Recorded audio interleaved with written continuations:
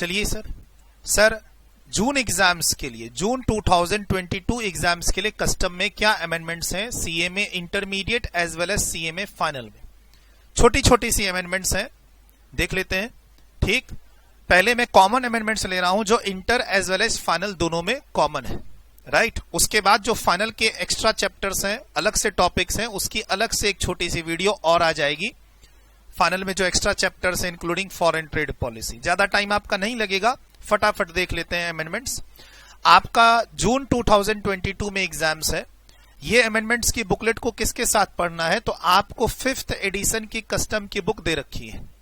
अगर आप हमारे यहाँ रजिस्टर्ड स्टूडेंट्स हैं या हमारी बुक को फॉलो करते हैं तो कस्टम की 5th एडिशन की बुक के साथ ऑलरेडी एक कस्टम की अमेंडमेंट बुकलेट इशू हो रखी है दिसंबर 2021 एग्जाम्स की, वो प्लस यहां जो थोड़ी बहुत बात हो रही है बेस्ड ऑन फाइनेंस एक्ट 2021 की अमेंडमेंट्स जो आपके एग्जाम्स के लिए आपको पढ़नी है, राइट। फाइनेंस एक्ट 2021 के कारण जो कस्टम में अमेंडमेंट्स आई हैं, इंक्लूडिंग कोई अगर रेलेवेंट सर्कुलर और नोटिफिकेशन इशू हुआ है कस्टम में 30 नवंबर तक, तो उसको हम कवर कर रहे हैं यहां पे, राइट। सर कुछ खास अमेंडमेंट्स नहीं है, प्लीज ध्यान रखिएगा। ये जो भी अमेंडमेंट का डिस्कशन है वो एज पर सीएमए सिलेबस है। सीएमए का जो लेटेस्ट स्टडी मटेरियल है जनवरी 2022 एडिशन, प्लस सीएमए इंस्टीट्यूट ने जो सप्लीमेंट्री इशू की थी कस्टम रिलेटेड अमेंडमेंट्स, उनको ध्यान में रखकर बनाया गया है। काफी सारी अमेंडमेंट्स सीएमए इंस्टीट्यूट ने अडॉप्ट नहीं की हैं। फॉर एग्जाम्पल फाइनेंस एक्ट 2021 में ही कुछ अमेंडमेंट्स कस्टम टैरिफ एक्ट के सेक्शन 8B है, 9 है, 9A में आई है, लेकिन उसको सीएमए इंस्टीट्यूट ने अडॉप्ट नहीं किया है, तो उसको हम लोग यहां कवर नहीं कर रहे हैं। मैंने अपने नोट्स में लिखा हुआ भी है। जो बच्चे YouTube पे इस वीडियो को देख रहे हैं वो टेलीग्राम चैनल पे जाके नोट्स को डाउनलोड कर सकते हैं, लिंक्स डिस्क्रिप्शन में दे रखा है। ठीक सर, जितने भी नोटिफिकेशन मेनली क्या है, कस्टम में जो अमेंडमेंट्स आती है वो नोटिफिकेशन के थ्रू आती हैं, रेयरली सर्कुलर के थ्रू आती हैं। डिस्कशन जो सर्कुलर के थ्रू क्लैरिफिकेशन होता है, बट जो भी इशूड हुई है वो सभी हमारे सिलेबस में अडॉप्ट नहीं की गई है, चाहे वो सीएमए इंटर का सिलेबस हो या सीएमए फाइनल का सिलेबस हो, राइट। मतलब मैं यहां कंपेयर कर रहा हूं सीए के सिलेबस से। सीए फाइनल में काफी सारे अमेंडमेंट्स के डिस्कशन किए गए हैं कस्टम से रिलेटेड। All those amendments are not relevant for us for CMA exams, चाहे वो इंटर हो या फाइनल। बहुत लिमिटेड डिस्कशन अपने को करना है आपके एग्जाम्स के लिए, ज्यादा टाइम नहीं लगेगा। और मैंने पहले ही कह दिया कि मैंने जो डिस्कशन का बेस रखा है वो क्या रखा है, सीएमए इंस्टीट्यूट का study material plus CMA institute की सप्लीमेंट्री जो इशू हुई है, मैं उसी को अपने इस अमेंडमेंट लेक्चर में कवर कर रहा हूं, उससे ज्यादा मैं कवर नहीं कर रहा। ठीक सर, सेक्शन 2 जो डेफिनेशन का सेक्शन है कस्टम एक्ट में, उसके अंदर एक क्लॉज आया है 7B related two common portal, और उसी को रिकॉग्नाइज करने के लिए एक सेक्शन आया है सेक्शन 154C फाइनेंस एक्ट 2021 के कारण। सर ऑलरेडी आपको क्लास में पढ़ाते समय आइसगेट वेबसाइट की डिस्कशन हो रखी है कस्टम की क्लास में। अगर आप मेरे रजिस्टर्ड स्टूडेंट्स हैं तो आपके कस्टम की क्लास में जो 5th एडिशन की कस्टम की क्लास आपके पास है उसमें ऑलरेडी इस वेबसाइट का डिस्कशन आपके साथ हो रखा है www.icegate.gov.in। इसको एक लीगल रिकॉग्निशन मिल गई through amendments section 27B and section 154C। क्या कहता है देख लेते हैं एग्जाम्स के लिए। सर जो ये अमेंडमेंट बुकलेट मैं अपने सामने डिस्कस कर रहा हूं ये आपको मेरे टेलीग्राम चैनल पे मिल जाएगा। ठीक, ज्यादा अमेंडमेंट्स नहीं है, घबराने की कोई जरूरत नहीं है। 5-10 मिनट आप मेरे साथ रहिए, अमेंडमेंट्स कवर हो जाना है। मैंने पहले ही कहा हुआ है कि कस्टम में आपको ज्यादा अमेंडमेंट्स नहीं कवर करनी है एग्जाम्स के लिए, जीएसटी में ऑलरेडी करा चुका हूं आपको। सर फिर से मैं यहां बता दूं, 5th एडिशन की कस्टम बुक के साथ एक और कस्टम की अमेंडमेंट बुकलेट आपको दे रखी है दिसंबर 21 के एग्जाम्स के लिए। उसके अलावा ये वाली अमेंडमेंट बुकलेट है जो आपको रेफर करनी है अगर आपका एग्जाम जून 2022 में है, सीएमए इंटर या CMA final custom portion indirect tax के अंदर, पेपर 11 या पेपर 18। सर एक नया क्लॉज आया है 7B सेक्शन 2 के अंदर जो कॉमन पोर्टल को डिफाइन करता है। मान के चलो आप 1 मार्क्स के लिए क्वेश्चन जो आते हैं उसके अंदर what do you mean by common portal?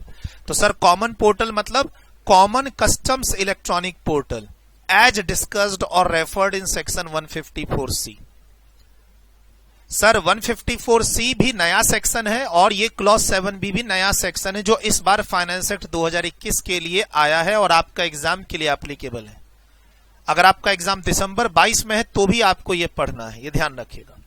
तो सर ये सेक्शन क्या कहता है 154C? About common customs electronic portal, right a short notes on CCEP। मान लो 2-3 मार्क्स का आपको यहां पर एक क्वेश्चन बनता है अगर इंस्टीट्यूट्स अमेंडमेंट से रिलेटेड पूछे तो 2 to 3 मार्क्स का। अदरवाइज आपको पता है they are talking about ICEGATE जो पोर्टल क्लास के अंदर डिस्कस हो रखा है। कहता है द बोर्ड में notify a common portal to be called common customs electronic portal. What do you mean by common portal in custom? Sir nothing but common customs electronic portal. क्या है ये, कौन सा पोर्टल है सर? ये government ने CBIC ने जो नोटिफाई किया है, बोर्ड CBIC ने जो नोटिफाई किया है वो कौन सा पोर्टल www.icegate.gov.in को ही बोला गया है कॉमन कस्टम्स इलेक्ट्रॉनिक पोर्टल जो पहले से आप क्लास के अंदर पढ़ रहे हो। And this is only the common portal for custom. Sir यहां क्या कर सकते हैं हम लोग? तो ये एग्जाम्स के लिए आप कोई भी काम ध्यान रखना इस पे कर सकते हैं, चाहे आपको रजिस्ट्रेशन लेना हो, इंपोर्ट से रिलेटेड या एक्सपोर्ट से रिलेटेड आपको bills, bill of entry, shipping bill, document, forms जो भी प्रिस्क्राइब्ड है एक्ट में, रूल्स में, रेगुलेशन में सबमिट करना हो वो काम आप कर सकते हैं। आप ड्यूटी पेमेंट कर सकते हैं और कुछ और भी काम कर सकते हैं जो time to time board by notification के थ्रू स्पेसिफाई करेगी।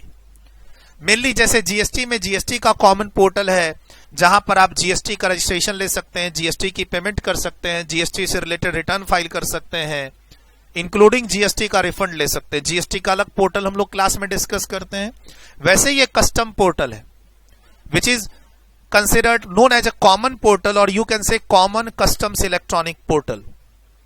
क्या कर सकते हैं जी? रजिस्ट्रेशन ले सकते हैं, इसमें आप अपने बिल ऑफ एंट्री फाइल कर सकते हैं, शिपिंग बिल फाइल कर सकते हैं, कोई और रेलेवेंट डॉक्यूमेंट्स है, फॉर्म्स है, जो भी प्रिस्क्राइब्ड है एक्ट में, रूल्स में, रेगुलेशन में, वो आप यहां सबमिट कर सकते हैं। ड्यूटी पे कर सकते हैं, कस्टम ड्यूटी, इंक्लूडिंग और भी वर्क जो time to time board notify करेगी, आप इस पोर्टल पे कर सकते हैं। बहुत छोटी सी अमेंडमेंट्स, बहुत काम की, 1-2 मार्क्स यहां से आपका अगर आना चाहे तो आ सकता है। आगे बढ़ते हैं। हम लोग क्लास में 5th एडिशन की बुक में पेज नंबर 1.24 पे सेक्शन 25 के अंदर पढ़ते हैं जनरल एग्जम्पशन और स्पेसिफिक एग्जम्पशन। मैं नोट्स आपके सामने ले आता हूं। पेज नंबर 1.24 आपके पास कस्टम की अगर 5th एडिशन की बुक है हमारी तो उस पे हम लोग सेक्शन 25 में एग्जम्पशन फ्रॉम कस्टम ड्यूटी पढ़ते हैं। सर इसी में हम लोग पढ़ते हैं नोटिफिकेशन के थ्रू जनरल एग्जम्पशन और ऑर्डर के थ्रू स्पेशल एग्जम्पशन। सर यहां पर अमेंडमेंट आई है, बोला गया कि यहां जो नोटिफिकेशन इशू होता है उसमें कोई वैलिडिटी ना हो कि नोटिफिकेशन कब तक वैलिड रहेगा एग्जम्पशन का, तो उसे हम कब तक वैलिड मानेंगे। क्या होता है, government time to time custom से एग्जम्पशन देती है लेकिन उस नोटिफिकेशन में कोई डेडलाइन नहीं होता है कि ये एग्जम्पशन कब तक रहेगा। तो गवर्नमेंट ने अब यहां अमेंडमेंट करके एक टाइम पीरियड दे दिया है कि अगर नोटिफिकेशन में उसकी वैलिडिटी ना लिखी हो कि ये एग्जम्पशन कब तक कंटिन्यू रहेगा, तो आपको क्या मानना है 31 March just after 2 years from the date of notification. बहुत सिंपल अमेंडमेंट्स हैं, मैं एग्जांपल के साथ आपको अभी आपके सामने करा रहा हूं। पेज नंबर 1.24 कस्टम की वॉल्यूम 5th एडिशन से रिलेटेड इस पोर्शन पे अमेंडमेंट है। क्या कहता है अमेंडमेंट क्या है सर? तो देखो मैंने बाकी चीज तो मैं रीड नहीं कर रहा हूं, जो ऑलरेडी आप पढ़े हुए हो, ये ऑलरेडी आप क्लास के अंदर पढ़े हुए हो। स्पेशल ऑर्डर के थ्रू एग्जम्पशन देना, जनरल एग्जम्पशन देना, नोटिफिकेशन के थ्रू ऑलरेडी पढ़े हुए हो आप। अमेंडमेंट्स को खाली मैं हाईलाइट कर दूं आपके लिए। कहता है कि अगर कोई नोटिफिकेशन इशू हो रखा है जिसके थ्रू आप कंडीशनल एग्जम्पशन दे रखे हैं, कौन सा exemption? Conditional exemption. Conditional exemptions through notification. Sir अगर गवर्नमेंट सेक्शन 25 में कोई एग्जम्पशन का नोटिफिकेशन इशू करती है कंडीशनल की ये कंडीशन फुलफिल करोगे तो कस्टम से ये एग्जम्पशन मिलेगी, कितने दिन तक मिलेगी, कितने दिन तक ये एग्जम्पशन कंटिन्यू रहेगी, ये उसमें नहीं लिखा हुआ है। किसमें? उस नोटिफिकेशन में। तो फिर कहता है वो कब तक वैलिड रहेगी, तो कहता है where any exemption is granted subject to any conditions under subsection 1 such exemption shall unless otherwise specified और वेरिड और असाइंड। सर गवर्नमेंट ने एग्जम्पशन का नोटिफिकेशन दिया और गवर्नमेंट ने उसको विड्रॉ कर लिया तो ठीक है ना, खत्म हो गई एग्जम्पशन। या फिर गवर्नमेंट ने एग्जम्पशन का नोटिफिकेशन इशू करके बोला कि ये नोटिफिकेशन 5 साल तक वैलिड रहेगा तो ठीक है 5 साल तक वैलिड रहेगा। सर गवर्नमेंट साइलेंट है तब कोई नोटिफिकेशन कब तक वैलिड रहेगा? एक नई इफेक्टिव डेट आ गई है कि कोई भी गवर्नमेंट अगर सेक्शन 25 सबसेक्शन 1 में नोटिफिकेशन इशू करके कंडीशनल एग्जम्पशन देती है तो वो कब तक वैलिड रहेगी? 31st day of March following immediately after 2 years from the date of such grant और वेरिएशन। मतलब जब भी एग्जम्पशन इशू हुआ है, कोई भी गवर्नमेंट एग्जम्पशन इशू करती है तो वहां से 2 साल आगे जाओ और उसके बाद जो 31 मार्च आ रहा है वहां तक ही वो वैलिड रहेगा। एग्जाम्पल देख लेते हैं। बोला सर अगर कोई पुराना एग्जम्पशन नोटिफिकेशन है तो जो मान लो ये अमेंडमेंट तो अभी आई है फाइनेंस एक्ट 2021 के through. Sir finance act 2021 budget कब आया? सर बजट आया 1 फरवरी 2021 को और इसको प्रेसिडेंट का एसेंट कब मिला? 28 मार्च को। तो सर 28 मार्च के बाद अगर कोई नोटिफिकेशन ऐसी आती है तब तो उसमें 2 साल का टाइम पीरियड यहां दे रखा है। बोला सर अगर पहले से ही कोई नोटिफिकेशन आ रखी है जैसे 2015 की, 2014 की, 2004 की, आज से 5 साल 8 साल पहले की कोई नोटिफिकेशन है, आज से 2 साल पहले की कोई नोटिफिकेशन है तो बोलता है ऐसा कोई अगर पुराना नोटिफिकेशन है तो उसमें 2 साल कहां से लेंगे? तो बोलता है 2 साल कहां से लेंगे? 1 फरवरी 2021 से लेंगे जिस दिन ये बजट आया।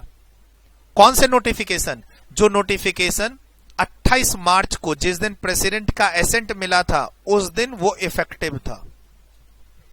कहता है further in respect of any such exemption in force as on the date on which the finance bill receives the assent of the president. मतलब फाइनेंस बिल जो ये फाइनेंस बिल है 2021 इसको आया कब? 1 फरवरी को और प्रेसिडेंट का एसेंट कब मिला? 28 मार्च 2021 को। 28 मार्च 2021 को पहले से कोई नोटिफिकेशन आ रखा है एग्जम्पशन का सेक्शन 25 में? हां सर। उसमें कोई टाइम लिमिट है कि वो कब तक वैलिड रहेगा? नहीं सर। तो फिर उस पर भी 2 साल का टाइम लगाओ, बट वो 2 साल कहां से काउंट करो? 1 फरवरी 2021 से। उम्मीद करता हूं यहां 1 और 2 मार्क्स वाले जो ऑब्जेक्टिव क्वेश्चन है वो आने चाहिए अगर इंस्टीट्यूट अमेंडमेंट पे क्वेश्चन सेट करता है। सर एग्जाम्पल बता दो। ये एग्जाम्पल आपके सामने मैंने दिया है। सर ये पोर्टल का डिस्कशन हो गया। पोर्टल पे आप क्या कर सकते हैं, पोर्टल का वेब एड्रेस क्या है, पोर्टल को क्या कहेंगे, ये बात हो गई। सर अब ये है नोटिफिकेशन की बात। सर अगर कोई सेक्शन 25(1) में एग्जम्पशन का नोटिफिकेशन इशू हुआ है 25(1) में जिसकी वैलिडिटी पीरियड स्पेसिफाइड नहीं है कि वो एग्जम्पशन कब तक वैलिड रहेगा, ठीक। सर मान लो वो नोटिफिकेशन आया है कब? 15 अप्रैल 2021 को।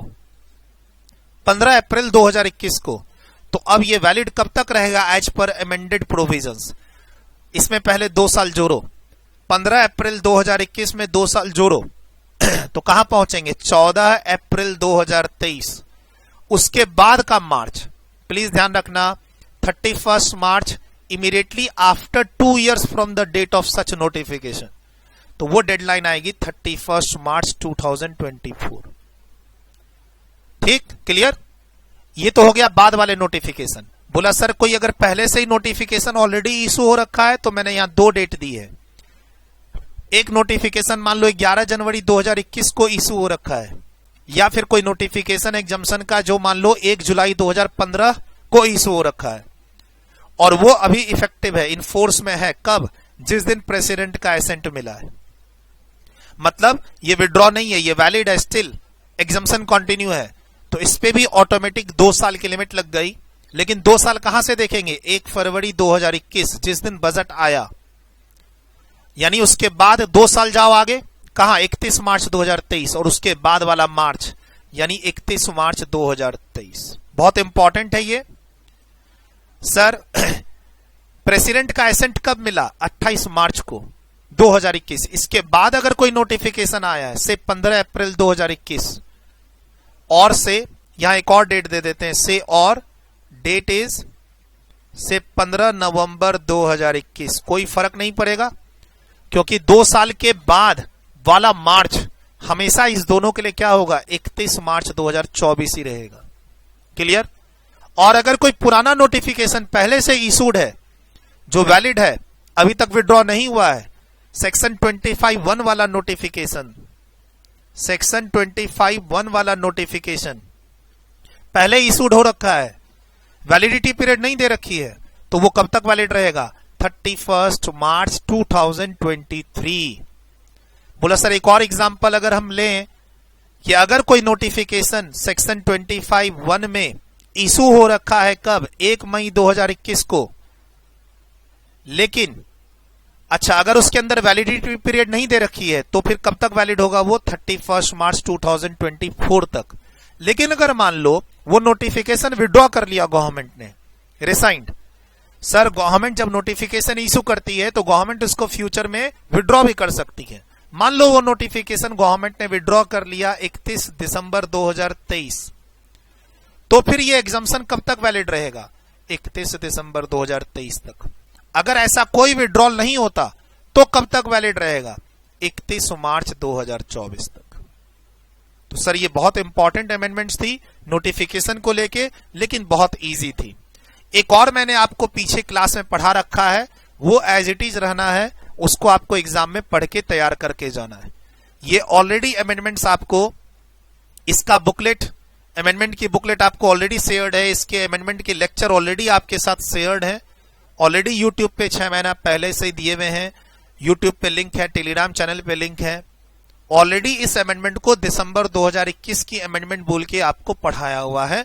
जो आप पढ़े हैं वो रूल्स इसी सेक्शन 25 से रिलेटेड रूल्स हैं कि अगर कोई सेक्शन 25 में नोटिफिकेशन इशू होता और वो notification subject to this rule हो तो ये रूल कैसे काम करेगा, ऑलरेडी एग्जांपल देके एक्सप्लेन किया हुआ है आपके साथ, तो मैं इसको यहां डिस्कस नहीं कर रहा। इसमें कोई चेंजेस नहीं है, ये एज इट इज आपके लिए एप्लीकेबल है, वैलिड है, आपको पढ़ना है।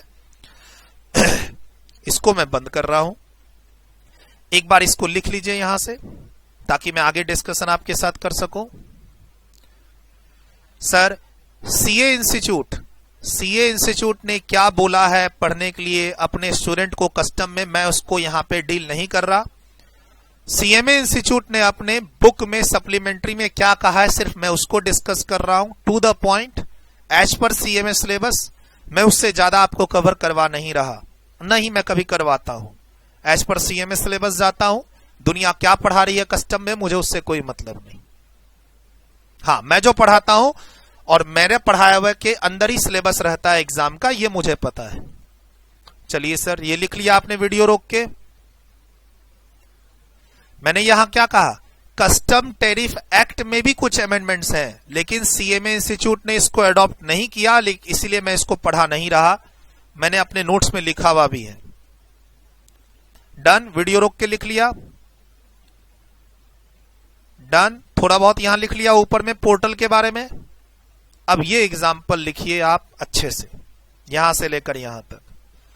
अगर सेक्शन 25(1) में कोई एग्जम्पशन नोटिफिकेशन इशूड है और वो कब तक वैलिड है नहीं दे रखा है, तो अब गवर्नमेंट कहती है वो 2 साल तक वैलिड रहेगा।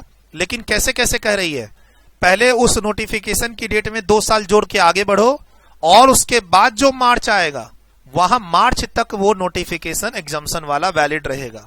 अगर गवर्नमेंट उसके पहले उस नोटिफिकेशन को विड्रॉ कर लेती है तब तो कोई बात नहीं। सर कोई पुराना नोटिफिकेशन है तो, अगर पहले से कोई इशूड है तो 2020 में, 2018 में, 2015 में, तो वो 31 मार्च 2023 तक आप एग्जाम में डेट लिख देना, आपका आंसर सही होगा। डन, वीडियो रोक के लिख लिया। ये वाला छोटा सा एग्जांपल, नोटिफिकेशन गवर्नमेंट इशू की वो as per new amendment valid कब तक है, 31 मार्च 2024 तक। लेकिन अगर गवर्नमेंट उस नोटिफिकेशन को विड्रॉ कर ले 31 दिसंबर को, तो फिर वो एग्जम्पशन वैलिड कब तक रहेगा? 31 दिसंबर तक ही रहेगा 2023, न कि 31 मार्च 2024। डन? सर आप यहां बता रहे हो 31 March immediately after the expiry of 2 years. अगर मान लीजिए गवर्नमेंट ने कोई नोटिफिकेशन इशू करके बोला इशू करते समय कि ये नोटिफिकेशन 5 साल तक वैलिड रहेगा, तो ठीक है 5 साल तक वैलिड रहेगा। ये 2 साल और जो 31 मार्च वाली डेडलाइन है कि पहले 2 साल ऐड करो और फिर 31 मार्च पे पहुंचो, ये कब अप्लाई करना? जब कोई एग्जम्पशन नोटिफिकेशन इशू हो और उसमें वैलिडिटी पीरियड ना मेंशन हो कि ये एग्जम्पशन गवर्नमेंट कब तक दे रही है, तब हम ये अमेंडमेंट अप्लाई करेंगे, ये ध्यान रखना है। सर बिल ऑफ एंट्री में एक छोटी सी अमेंडमेंट है, हालांकि मैंने पूरा सेक्शन 46 अपने अमेंडमेंट के बुकलेट में दे रखा है, इसका काम हो गया, इसको बंद करते हैं। सर सेक्शन 46 पूरा टेक्स्ट मैंने दे दिया, यहां पर सेक्शन 46 का पूरा टेक्स्ट दे दिया। पहला नंबर पॉइंट ऑलरेडी क्लास में पढ़ाया हुआ है, दूसरा नंबर पॉइंट ऑलरेडी क्लास में पढ़ाया हुआ है, ये सारे पॉइंट ऑलरेडी क्लास में पढ़ाए हुए हैं, यहां कहीं भी अमेंडमेंट नहीं है। ये फुल टेक्स्ट मैंने दे दिया है सेक्शन 46 का। अमेंडमेंट क्या है? बिल ऑफ एंट्री में शुरू में हम लोग क्लास में पढ़ते थे कि आपका जो वेसल है, वेसल जो है कस्टम पोर्ट पे अराइव हो चुका है, एयरक्राफ्ट आपका अराइव हो चुका है, लेकिन बिल ऑफ एंट्री फाइल करने की कोई डेडलाइन नहीं है। आने के बाद और आने से पहले 30 दिन के गैप में आप फाइल कर सकते हो। मान लो बिल ऑफ एंट्री आप पहले फाइल करना चाहते हो, आपका गुड्स इंपोर्ट हो रहा है, आप बिल ऑफ एंट्री फाइल करना चाहते हो लेकिन अभी वेसल नहीं आया है, तो आप फाइल कर सकते हो। 30 दिन का एक मार्जिन मिलता था पहले। और पहले हम लोग क्लास में पढ़ाते थे कि बिल ऑफ एंट्री फाइल करने की कोई डेडलाइन ही नहीं है, वेसल आने के बाद कब फाइल करनी है, वेसल आने के बाद कब आपको बिल ऑफ एंट्री फाइल करनी है, उसका कोई टाइम लिमिट नहीं दे रखा है। फिर एक अमेंडमेंट आई जो ऑलरेडी क्लास में आपको पढ़ाई हुई है कि नहीं नहीं जी, बिल ऑफ एंट्री अगले दिन फाइल करनी है आपको, अगले दिन मैक्सिमम लेटेस्ट। जैसे आज आपका वेसल आने वाला है, आज फाइल कर दो, और लेट से करना चाहते हो तो अगले दिन आपको फाइल करनी होगी, और अगले दिन हॉलीडे है तो उसके अगले दिन फाइल कर दो। ये नियम आपको क्लास में पढ़ाया। अब उसी में एक अमेंडमेंट आ गई है, बस छोटी सी, जो आपके सामने दिख रही है। कहा गया कि अब आपको advance bill of entry file करनी होगी। किसी किसी एक्सेप्शनल सिचुएशन में आप सेम डे फाइल कर सकते हो, यानी अगले दिन फाइल करने का तो अब कोई चांस ही नहीं है।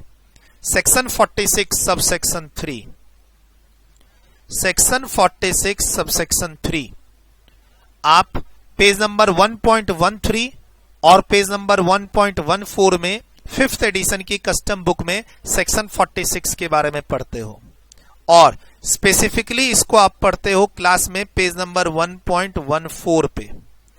वहां पर ये छोटी सी अमेंडमेंट है कि अब आपको बिल ऑफ एंट्री एक दिन पहले सबमिट करनी है, चाहे उस दिन छुट्टी भी क्यों ना हो। एक्सेप्शनल सिचुएशन में बोर्ड आपको सेम डे अलाउ कर सकती है, यानी अगले दिन तो आप फाइल कर ही नहीं सकते, आपको फाइन लग जाएगा, पेनल्टी लग जाएगी। फाइन कितना लगेगा, अमाउंट वगैरह, वो सब आपके सिलेबस में नहीं है, सीए के स्टूडेंट पढ़ते हैं, पढ़ने दो उनको। कहता है the importer shall present the bill of entry under subsection 1 before the end of the day including holiday preceding the day on which the aircraft or vessel or vehicle carrying the goods arrived at a custom station at which such goods are to be cleared for home consumption or warehousing। पुरानी line क्या थी, वो काटी हुई line है। पुरानी line थी before the end of the next day following the day excluding holiday. मतलब अगर आज आपका वेसल आया है तो आपको कल तक, अगले दिन तक आप बिल ऑफ एंट्री फाइल कर सकते हो, और अगले दिन छुट्टी है तो उसके अगले दिन भी कर सकते हैं। लेकिन अब ऐसा नियम नहीं है। फाइनेंस एक्ट 2021 की ये अमेंडमेंट है, इफेक्टिव हो चुकी है आपके फाइनेंशियल ईयर। आपके एग्जाम का फाइनेंशियल ईयर क्या है, 2021-22। ध्यान रखना, आपका जो एग्जाम है उसमें इस पीरियड के ही क्वेश्चन होंगे, और इस पीरियड के लिए प्रोविजन एप्लीकेबल है। कहता है अगर आपका कोई वेसल मान लो 25 मई को आया है, तो तो अब नॉर्मल प्रोविजन है कि 24 मई तक आपको बिल ऑफ एंट्री फाइल कर देनी है, यानी एक दिन पहले। और सर उधर पीछे कितने दिन जा सकते हैं? 30 दिन। वो तो नियम पहले जैसा ही है सर, वो 30 दिन वाली बात तो चेंज होनी नहीं है। और कहा डिले करोगे तो आपको क्या पे करना पड़ेगा? प्रिस्क्राइब्ड रेट से लेट फी पेनल्टी देनी पड़ेगी, लेट चार्जेस। ये सब में कोई अमेंडमेंट नहीं है। खाली आपको क्या ध्यान रखना है, बिल ऑफ एंट्री पहले कब फाइल करते थे? अगले दिन, following the day of arrival. अब preceding the day of arrival आपको फाइल करनी है, चाहे उस दिन छुट्टी ही क्यों ना हो। Before the end of the day including holiday preceding the day on which your vessels has arrived at a custom station, जहां से आप गुड्स को क्लियर कराओगे होम कंजम्पशन के लिए या वेयर हाउसिंग के लिए।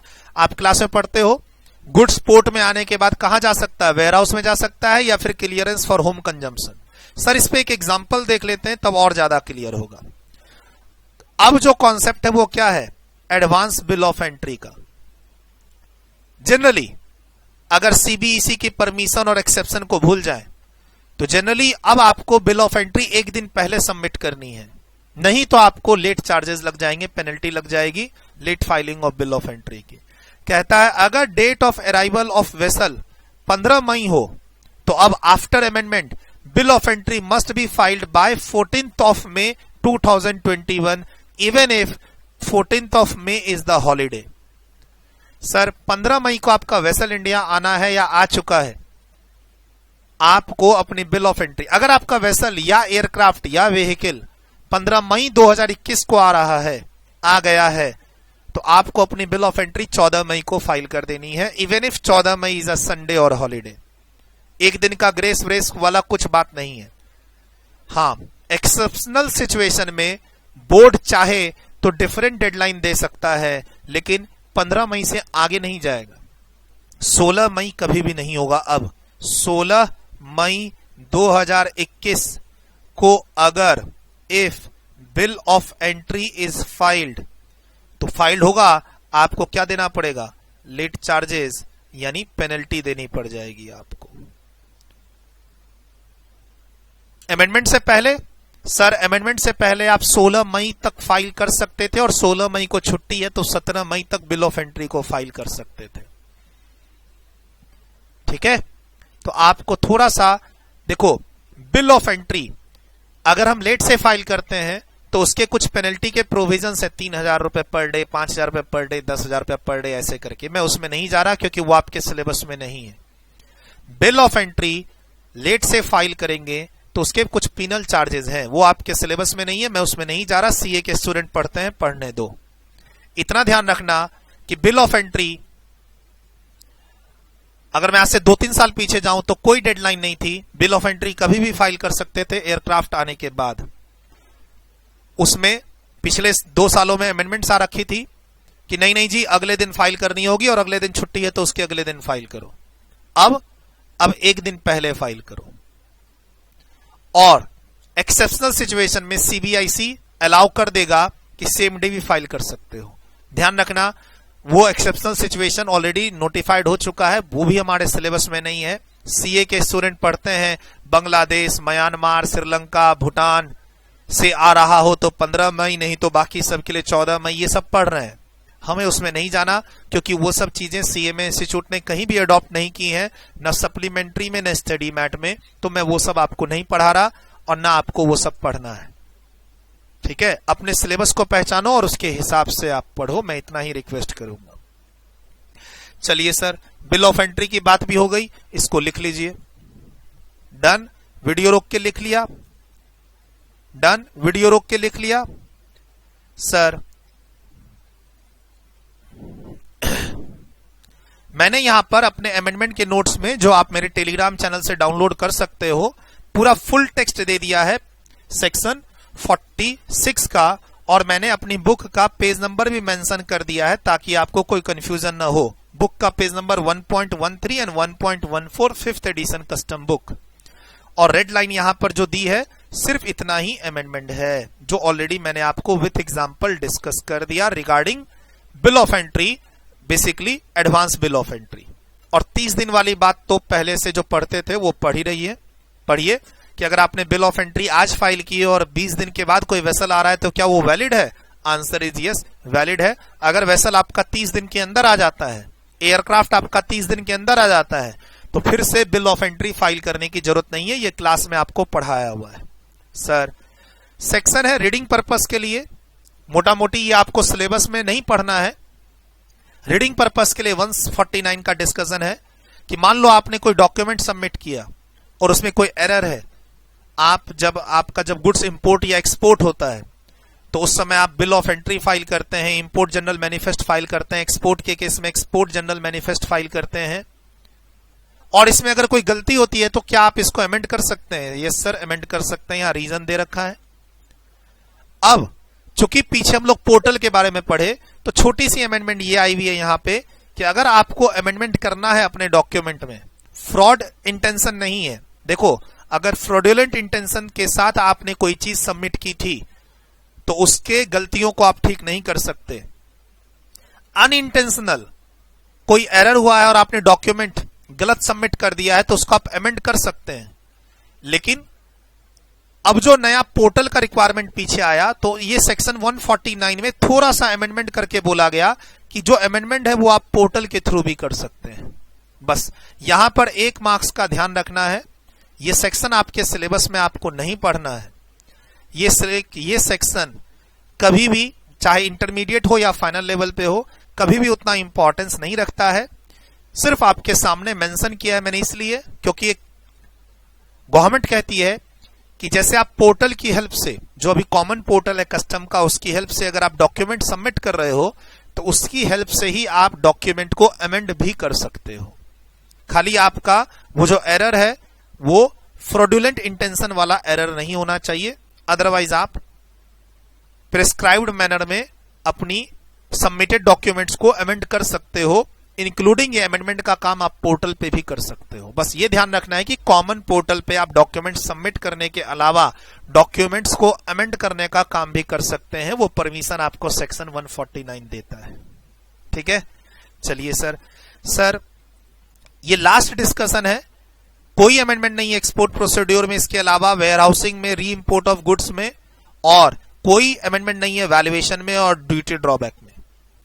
यानी आपने जो भी 5th एडिशन की कस्टम बुक, 5th एडिशन की कस्टम बुक और उसकी क्लास अगर मेरी ली है, पढ़ी है, तो वो, उसके अलावा आपको एक अमेंडमेंट बुकलेट दी गई थी एडमिशन के समय में। अमेंडमेंट बुकलेट दिसंबर 2021 एग्जाम कस्टम, जो बुकलेट मेरे टेलीग्राम चैनल पे अवेलेबल है, उसके यूट्यूब लिंक्स भी अवेलेबल है वहां पे। उसके अलावा ये अमेंडमेंट्स आपको मैंने पहले ही बोला, कुछ खास अमेंडमेंट्स नहीं है सर। ये एक लास्ट अमेंडमेंट है यहां पर कॉमन, जो इंटर और फाइनल की है कॉमन। इसके बाद इंटर से रिलेटेड कोई और अमेंडमेंट्स नहीं आपको पढ़नी है। अब एक छोटी सी वीडियो और आएगी आधे घंटे की, आधा घंटा मान के चलो, वो किसकी? फाइनल से रिलेटेड अमेंडमेंट्स। कस्टम की ये अमेंडमेंट्स जो अब लास्ट है, ये कॉमन अमेंडमेंट्स थी inter as well as final के स्टूडेंट्स के लिए, जिनका एग्जाम जून 2022 में है। सर ये एक नया सेस आया है। जैसे हम लोग क्लास में जब कस्टम ड्यूटी की कैलकुलेशन करते हैं, type of custom duty chapter page number 6.1, आप सेक्शन 14 के अकॉर्डिंगली कस्टम में वैल्यूएशन निकालते हैं। वैल्यूएशन का अलग से चैप्टर है, वहां कोई अमेंडमेंट नहीं है और वहां बहुत अच्छे से आपको पढ़ाया है वैल्यूएशन। ठीक है सर, वो जो कस्टम की वैल्यू निकलती है, जिस पर आप बेसिक कस्टम ड्यूटी देते हैं, उसके बाद फिर आप सोशल वेलफेयर सरचार्ज देते हैं, फिर ऐड करने के बाद आप उस पर IGST देते हैं और फिर GST सेस देते हैं, जो कॉमन आपका फॉर्मेट है। फिर कभी सेफगार्ड ड्यूटी का प्रैक्टिकल क्वेश्चन करते हैं, कभी एंटी डंपिंग का क्वेश्चन करते हैं। ठीक है सर, जैसे क्लास के अंदर आपने पढ़ा कि बेसिक कस्टम ड्यूटी के अलावा आपको एक सोशल वेलफेयर सरचार्ज देना है।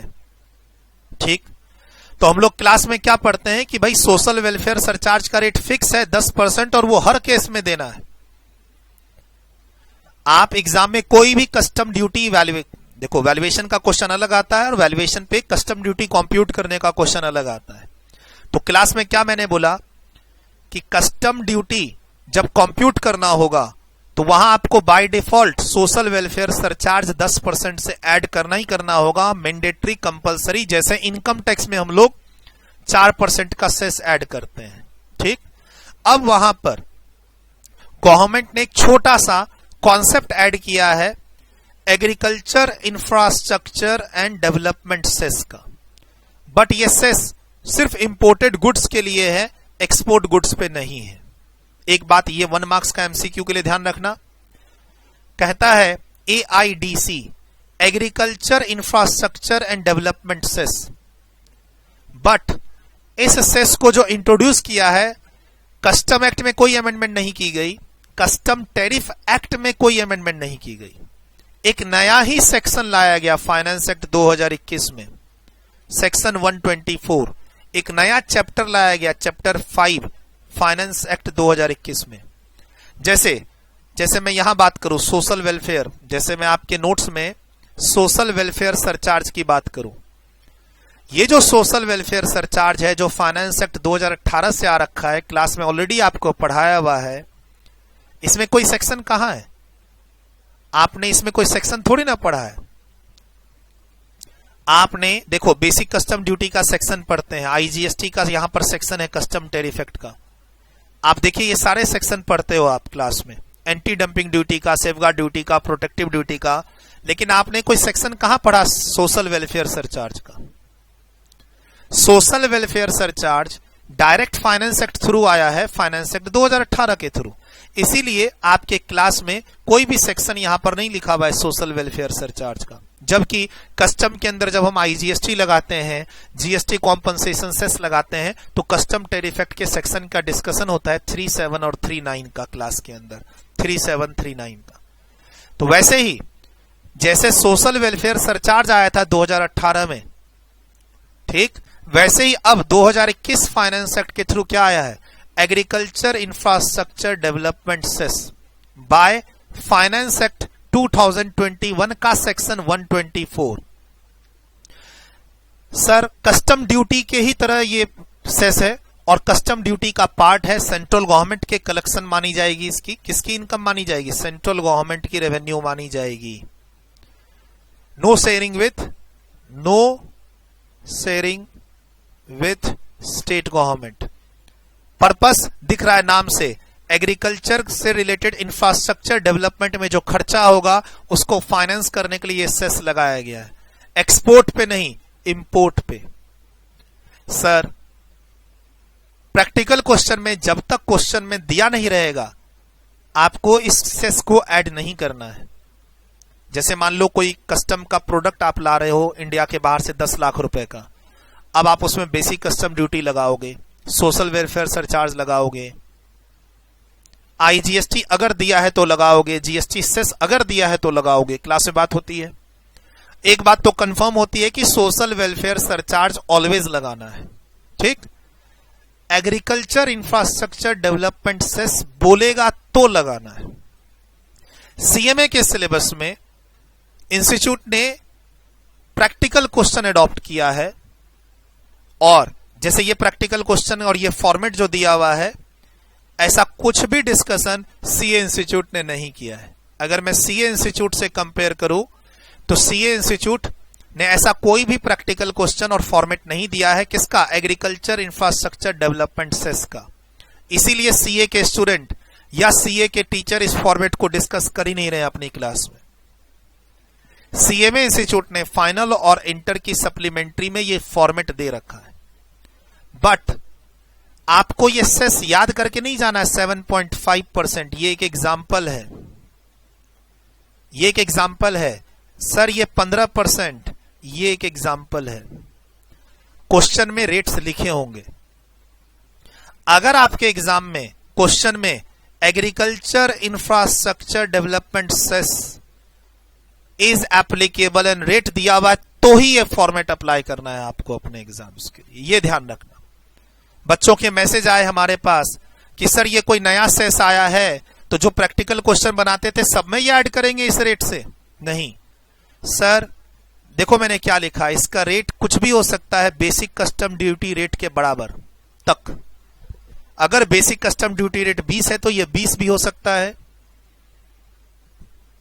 सर एग्जाम में क्वेश्चन आया बेसिक कस्टम ड्यूटी रेट 10%, तो इसको 10 मान के मत बना देना। अगेन आई एम रिपीटिंग, ये जो सेस है नया वाला जो आपको अपने एग्जाम्स के लिए प्रिपेयर करना है, फॉर्मेट अभी जो बताऊंगा वो पढ़ना है, 3-4 मार्क्स तक क्वेश्चन आ सकता है, बहुत इजी है, हर क्वेश्चन में मत अप्लाई करना। एग्जाम में अगर कहेगा कि ये सेस अप्लाई करो, रेट दिया रहेगा तो अप्लाई करना। सोशल वेलफेयर सरचार्ज SWS का रेट फिक्स है 10% और वो हर केस में अप्लाई होता है। ये किसी किसी प्रोडक्ट पे अप्लाई होता है, इसका रेट क्वेश्चन में देगा तो ही इसको अप्लाई करना। एप्लीकेशन का फॉर्मेट देख लो, एक कहता है A new cess called Agriculture Infrastructure and Development Cess was introduced by Finance Act 2021। मैं इसका टेक्स्ट डिस्कस नहीं कर रहा, वो टेक्स्ट CMA इंस्टीट्यूट ने अडॉप्ट नहीं किया है। ये जो सेक्शन 124 मैं कह रहा हूं, सेक्शन 124 का जो लीगल टेक्स्ट है फाइनेंस एक्ट का, वो CMA इंस्टीट्यूट ने अडॉप्ट नहीं किया। CMA इंस्टीट्यूट ने जो अडॉप्ट किया वो मैं आपके साथ डिस्कस कर रहा हूं, और एग्जाम में क्वेश्चन आया तो बस इसी तरीके से बनाना जो मैं बोल रहा हूं। खाली हो सकता है एग्जाम में रेट अलग हो, यहां रेट 7.5% दिया हुआ है, बट फ्लो प्लीज ध्यान रखना कैसे कैसे जाना है। कहता है new cess called agriculture and infrastructure and development cess was introduced by finance act 2021 for the purpose of financing the agriculture infrastructure and other development expenditures. ध्यान रखना, there is no amendment in custom act.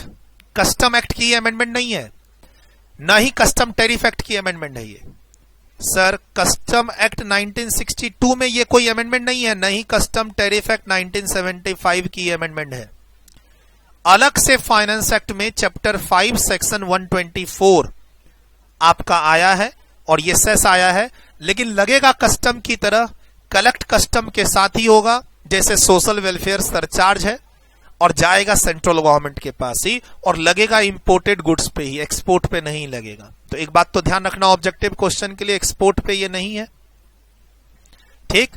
अच्छा, cess is applicable on certain specified goods, selected goods पर ही applicable है।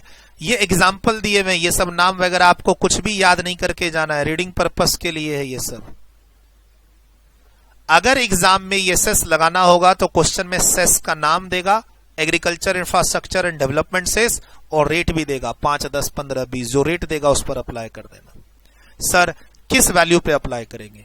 जिस value पर आप basic custom duty apply करते हो 10%, यानी सेक्शन 14 वाली जो वैल्यू है ट्रांजैक्शन वैल्यू। आप लोग वैल्यूएशन चैप्टर पढ़ते हो कस्टम का, सेक्शन 14 की ट्रांजैक्शन वैल्यू निकालते हो, जिस ट्रांजैक्शन वैल्यू पर आप बेसिक कस्टम ड्यूटी ऐड करते हो, बस इसी 1 लाख रुपए की जो ट्रांजैक्शन वैल्यू है जिस पर आप बेसिक कस्टम ड्यूटी अप्लाई करते हो 10% से, अगर क्वेश्चन में इफ गिवन, अगर क्वेश्चन में दिया हो इफ गिवन, तो फिर उसी पे सारे साथ अप्लाई कर देना। और बेस्ट पार्ट देखो, इन दोनों को तुमको जोड़ना होगा, और जोड़ने के बाद सोशल वेलफेयर सरचार्ज लगाना। प्लीज ये इंपॉर्टेंट है, मैंने ऑलरेडी रेड कलर किया हुआ है, प्लीज ध्यान रखना। बेसिक कस्टम ड्यूटी लगाना 1 लाख रुपए पे, डन। उसके बाद जो agriculture infrastructure and development cess का जो भी रेट क्वेश्चन में दिया रहेगा वो भी उसी 1 लाख रुपए पे लगाना। अब दोनों अमाउंट को इनर कॉलम में जोड़ देना और उस दोनों के टोटल पर लगाना सोशल वेलफेयर सरचार्ज, ठीक। अब इन तीनों को जोड़ देना। उसके बाद तुमको पता ही है कि जो तीनों का जोड़ होगा वो बेस होगा, और उसी बेस पर लगेगा IGST और सेम बेस पे लगेगा IGST सेस। बस तुमको इतना ध्यान रखना है, ठीक।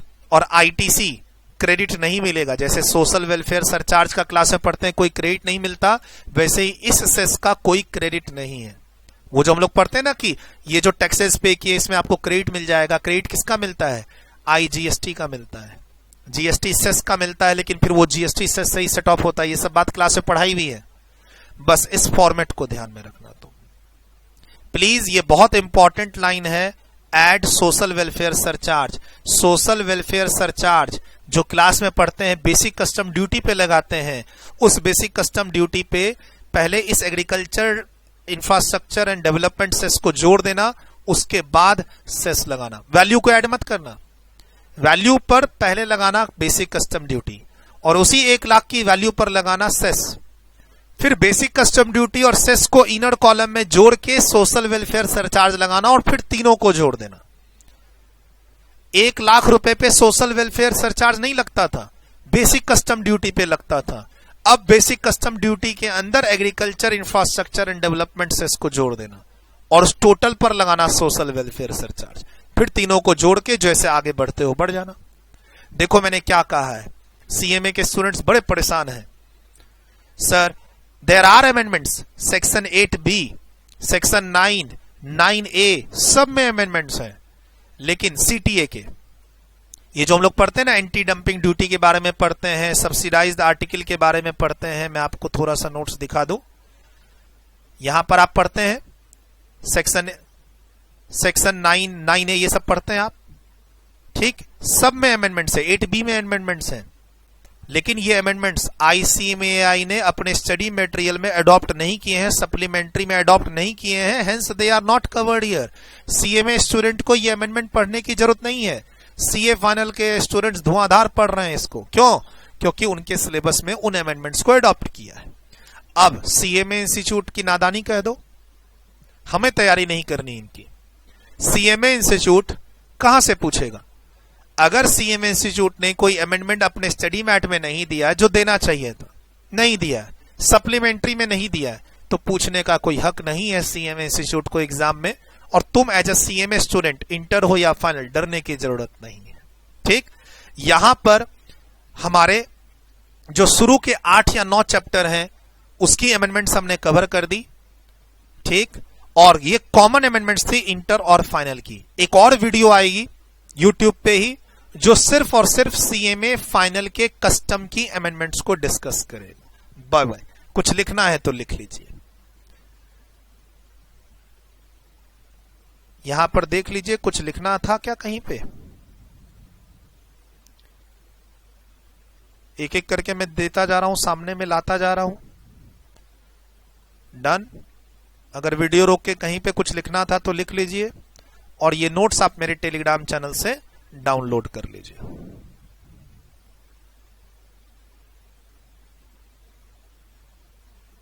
ये गुड्स के नाम जो बीच में दे रखे हैं, एप्पल, सिल्वर, गोल्ड, यूरिया, ये सब आपको याद नहीं करना है। आपको एग्जाम में सेस देगा, रेट देगा, ऐड कर देना इस प्रेजेंटेशन को फॉलो करके, बस ये ध्यान रखना। और यही फर्क है CA versus CMA. CA students इस फॉर्मेट को नहीं डिस्कस कर रहे हैं क्योंकि वहां अडॉप्ट ही नहीं है ये प्रैक्टिकल फॉर्मेट। हम डिस्कस कर रहे हैं क्योंकि हमारे इंस्टीट्यूट ने इस प्रैक्टिकल क्वेश्चन को अपनी सप्लीमेंट्री में अडॉप्ट किया, और इतना ही आपको करके जाना है।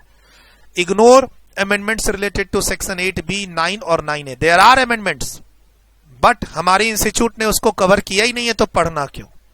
चलिए, यहां तक तो लिख लिया आप बच्चों ने। यहां कुछ लिखना था, ये सब तो लिख चुके थे आप, ये सब लिख चुके थे। फाइनल वाले स्टूडेंट्स मिलते हैं अगली वीडियो में। Bye bye, take care, all the best for your exams.